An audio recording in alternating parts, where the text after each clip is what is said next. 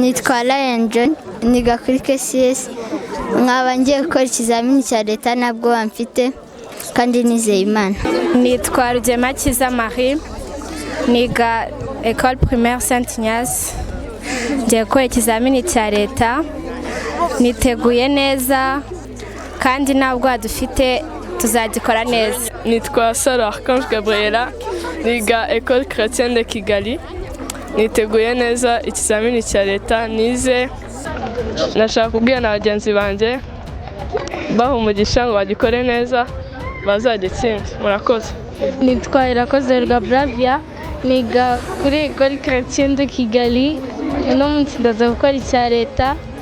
Ndifuriza abana bose bo mu gihugu amahirwe birinde guhubuka. Nitwa Mutabazi Kiza Gaëlle niga kuri École Primaire Saint Ignace. Ndifuriza abana bose bo mu gihugu amahirwe. Murakoze.